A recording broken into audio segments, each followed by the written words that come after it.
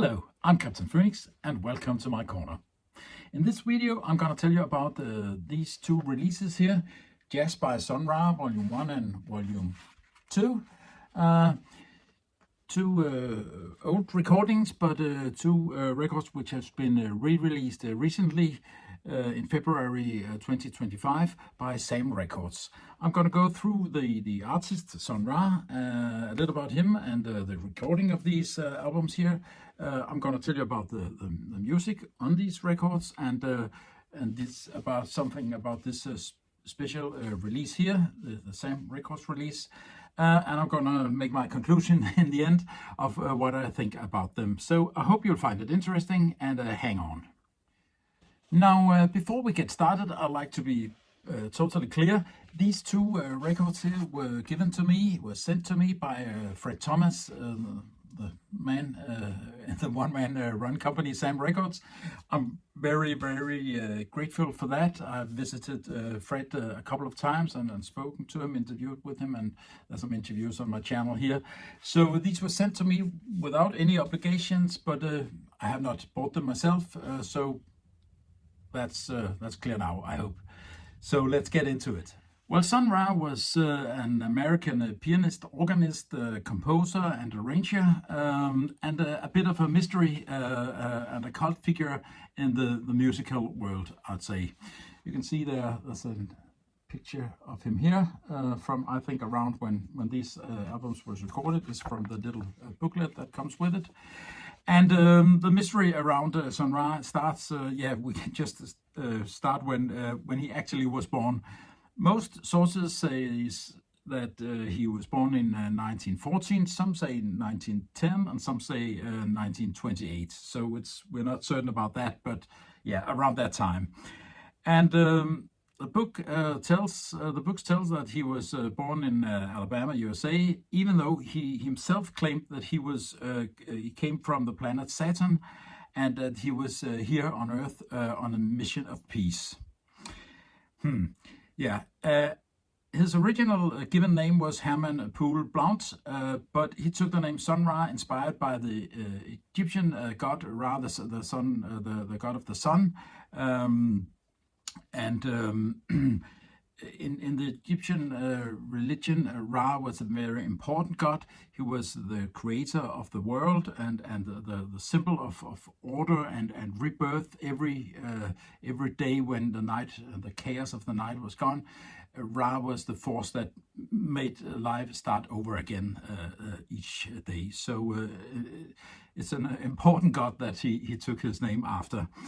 So there's definitely a lot of what you could call alternative facts about Sun Ra, or fantasies maybe. Even though we are not totally sure when he was born, it's known that his musical career started in the middle of the 1940s. He worked with Fletcher Henderson, who was a big band leader, arranger. He was a pianist as well, but he was mainly a big band leader and made arrangements. Then a little later, in the early 1950s, Sun Ra started to make his own music in his own name, with his own band, his own group, trio, quartet and quintet. And a little later, in the middle of the 50s, Sun Ra established what he called the orchestra, not the orchestra, but the orchestra. And these two releases here are the first made with the Sun Ra Orchestra. So again, we can see that he very much had followed his own rules. He kind of made his own agenda, and I think the ark in orchestra came from Noah's Ark, which was the symbol and the instrument of salvation and preservation that connects to Noah's Ark. I won't go into the entire story of Sun Ra, though it's both long and interesting and peculiar, and I don't know all of it, but he was very productive. I think he made around 200 albums during his long lifetime. He died in 1993, and his music was times very experimental, very much ahead of his time, I think you can say. And it was as if he almost had his own niche, his own kind of universe musically, with his concerts, which were developed into kind of combination of music and theater and dance and a lot. So yeah, he really made his own little musical, or rather big musical world. But these two records here was the first with the orchestra. They are recorded in 1959, in the end of 1959, and with more or less the same musicians on both records here. And I think it was almost the same session, or very close to each other. Yeah, and the volume 1 here was released in the year after 1957, but volume 2, which you see here in this variation, it was not released there. The transition label folded before that could get released, so it was more than 10 years later, in 1968, then volume 2 here was released. And at that time, it was not on under this title here. It was called Sound of Joy, and the cover was, as you can see here, very much in the style of the late 1960s, the 1968, the year after the Summer of Love. But for this Sam record release, they have, as you can see here, made the same cover like on volume 1, but have changed the color to silver on volume 2, and I think it looks a lot better, and I think it's a clever choice. There are 10 tunes on volume 1 and 9 tunes on volume 2, and the tunes are not very long. Only one of the 19 are more than 5 minutes long, and I think this is a bit surprising, given the character and Sun Ra's music was so explorative. So you might have thought that will make some longer tunes, but it's short tunes, 3-4 minutes, most of them. And even though you can clearly hear that Ra creates music that was not common in 1956, it's never, what you can say, too far out and too hard to take in. It's both albums here and the music style on them are very much the same. They are a combination of orchestral music, some of it a little, you could say, traditional, a little swing inspired maybe. Maybe that came from his co-work with Fletcher Henderson.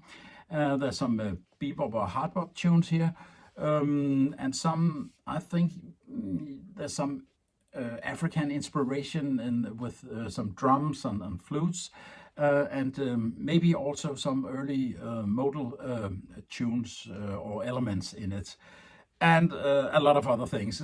I'm not sure what to call them, but this is a very varied, very mixed sound picture that Sun Ra gives us on these 2 records here. Anyways, it's varied, it's interesting, and Sun Ra doesn't let us go on autopilot when listening to these records. This is not background music. It's not easy listening jazz. It's music that is not too hard to listen to either. And I think it's really great. I think it's really inspiring, and I think it kind of gives back when you put some effort and you listen to them carefully. And I think that's really a great thing for these 2 albums here. I'll go through the songs, the 10 songs on volume 1, and much of what you hear here is kind of same style on volume 2, so I'll just go into them. But they are like, I think I said, they're like two sisters here, so we'll go into volume 1. For volume 1, there's this little booklet, and it contains all the tunes, as I think you'll be able to see here, and who's soloing on the different tunes here. It starts off with the tune Brainwheel. It's the opening track. It's a bebop-inspired tune, and in a dramatic arrangement. At the beginning of the track, the baritone sax it kicks in. It's almost like a foghorn. It's really, and it really wakes you up. It's beautiful. It's a fantastic effect, and yeah, it makes you listen right from the start of the album here. That's great. There's also a good and interesting interplay between the different soloists, and you can see there's a lot of them here up here. That goes for many of the tunes. There are a lot of solos, short solos, but solos. There's an interaction between the soloists and the rest of the horns and the rhythm section, and it's very arranged. It's not it's what can you say? It's arranged music, like orchestral music often is. It's well arranged, and it's a tune that sets the record off right.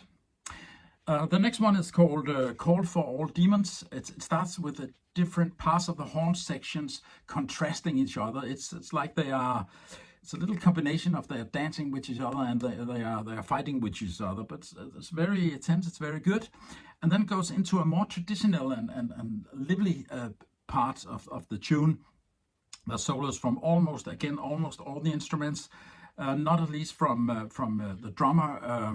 It's called Robert Barry, and it sounds like a bit like thunder or doomsday like drums he's playing here, and maybe that's appropriate for the title, A Call of All Demons, as the second tune is called.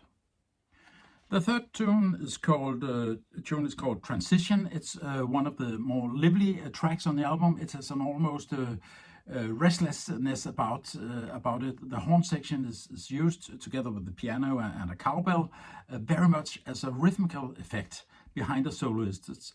And the solos again are both the tenor and baritone and trumpets, and also saxophone as well. So we get a lot of solos here.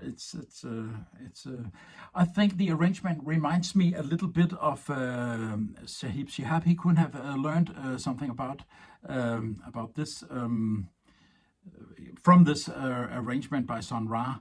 Much later, he made a record with the Danish radio jazz group, which was also re-released by Sam Records. And I can hear parallels from this 9 years younger arrangements that Sahib Shihab made there. So Sun Ra has been an inspiration, I think, to a lot of musicians. The fourth tune is called Possession, and it's one of only two out of the 10 here, which is not written by Sun Ra himself. It's by Harry Revel, who I don't know, but it's a slow, soft tune. It's very laid back. It's music that could be good for the relaxing to on a sunny Sunday afternoon maybe, but with great play on the saxophone of let's see if I can find him here, which I cannot, by John Gilmore, the tenor sax player on the there he is, on the tenor sax player in the orchestra. His relaxing, it says, but he plays really a great saxophone solo here, and tenderly backed by the rest of the horns. It's a nice tune, but also one of the more, I think you could say, traditional tunes here. Then the last tune on side one is called Street Named Hell. It's one of the wilder and slightly experimental tracks. Occasionally the rhythm section, it gets free rein, and the horn section plays in something that reminds me a little bit of free jazz, not going too far out there and becoming atonal or dissonant or something, but there's a little touch of free jazz here, and that's early. This is recorded late, 56, so there was not much free jazz at that time. I think it was only 2 or 3 years later. I think that this tune, Street Named Hell, points a little to the direction that Sun Ra and the orchestra moved in, the more wild stuff that he made later. Then on side 2, the first tune is called Lullaby for Real Will. And it's the second tune that's not made by Sun Ra. It's written by the bassist Richard Evans. Who see here, he plays the acoustic bass. There's two bass players. Here's an electric bass played by Green. I don't know the gentleman, but the tune here is written by Evans, Richard Evans, and it's a playful tune with the arrangement that makes you think a little bit of Basie or Ellington's orchestras, but with a more rhythmical edge to it, and interaction between the horns. They all have solos on this one. And it's a little like a we'll call a live show piece with the band is hand clapping between the choruses, and in that sense, it's maybe also one of the more, you could say, traditional tracks on the album. But then again, it's not written by Sun Ra himself. The next one it's called The Future, and that is introduced by Sun Ra's own piano, and then it moves on to a very high tempo tune driven by the bass player again, Richard Evans' bass. There are some interesting and very tight arrangement for the horn sections. It's really a good arrangement he has made here, and here and elsewhere it can be heard on the record. The horns are used very as rhythm instruments, not only for tones but also for rhythm. I think that some of the arrangements I've heard played by Thad Jones could have learned a little from this way of arranging for a big band or larger orchestra at least. This tune, The Future, sounds like the soundtrack to a suspense movie with a lot of action, with a lot of excitement in it. So it's really high pulse music. And then the next one, it goes up and down here. The next one is called New Horizons, and it's a tune. It goes down in tempo again with long, soft tones by the trumpet of Art Hoyle. It's really pretty, and it's very softly, very tenderly backed up by the rest of the horns. It's almost like the score to a more romantic movie. If it wasn't for Sun Ra's playing in the background or underneath it, very playful, very little dissonant playing here on his piano, and there's some wonderful deep grunts from the baritone sax again. It really, it adds something that makes the music more interesting than it would have been if it was only the main theme and the main instruments. It really gives it some edge here. And then on the second to last tune here, it's called Fall of the Log. It's up in tempo again. Sun Ra doesn't let us get carried away with this album. Again, it's full of energy, and the arrangement and the wind instruments, the horn instruments, that are both rhythmical and melodical at the same time here. Ra plays the piano here, and that reminds me a little bit of Thelonious Monk, a bit, what do you consider, abrupt, boop, comes, stops and goes again and stop. And it is in some places in its kind of its own sphere, its own world. So it's a little special, it's a nice tune. And then the last one is called Sun Song, and it's the closing track, and it lets us hear Sun Ra on organ. It's a Hammond B3 organ, but without the leisurely effect that makes the vibrations. This track gives me some sort of association of a long, dreamy journey. It's a little bit like Miles Davis' Sketches of Spain. You can also get that feeling from that tune. Here's not the warm Spanish highlands we are traveling through. It's more maybe into space. And space was a big inspiration. The whole phenomenon of space and other planets was a big inspiration to Sun Ra. In a few places, I also got to think of Pink Floyd. The tune Echoes on the 1969 album Metal. I think they might have heard this track or this album here. it's of course other instruments with Pink Floyd, but there's a little of the feeling that's the same, and that's like what, almost 15 years later. So yeah, this is one of the album's most interesting tunes, I think. Yeah, I think the most interesting, and I really wish that this one could have gone on a lot longer than the 3.5 minutes it takes. So it has the potential to really to fill maybe an entire album side. It's really a nice travel. So yeah, so very big variations between the single tunes, each tune, and very a lot of interesting combinations of rhythm and solos and backing, and yeah, it's really interesting tunes, all 10 of them. So as I mentioned in the introduction, these two albums here are released in Sam Records, the Artisan series, with the labels, or the covers made like the original ones for Volume 1, and the labels as well. It comes in this poly-lined inner sleeve, and with the labels as they are in on the original ones. That's one thing that Fred Thomas goes very deep into to make it as original as possible. But it's from the Artisan series, and it means that they are limited to 500 copies. Mine is a promo copies. As I said, I got them from Fred Thomas, but there's only 500 printed of them each, and they'll go for sale at the 1st of February, as I understand it, on Sam Records homepage. I'll leave a link to that in the description. This also means that this is not the cheapest records you can get. Earlier Artisan releases, and I've got some of them here. This one, Big Bill Brucey, there are two of this, and this one came out in 2024. Django Reinhardt, this is his last recording here.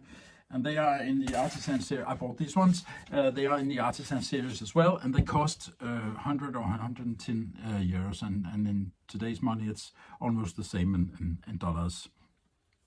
So it is a luxury product, and I think that these ones also will be, the price will be north of 110 euros, maybe 120. I don't know, but we are up there. It's a luxury product, but it's also again a little.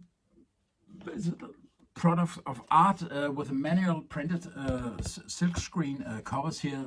Each cover, each one is manually pressed, so of course that costs, and the covers are very nice. I don't know if you can see, but there's some fabric here. You can hear it. There's some fabric here on the back side of the cover, and with these two booklets with the information. So yeah. They're made from the original master tapes. I spoke to Fred Thomas, and he told me that he or his label Sam Records made a deal with Delmark Records in Chicago, who owns these recordings.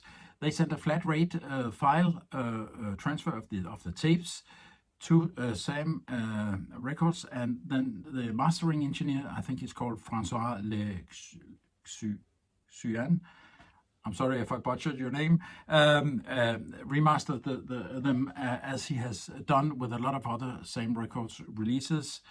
And then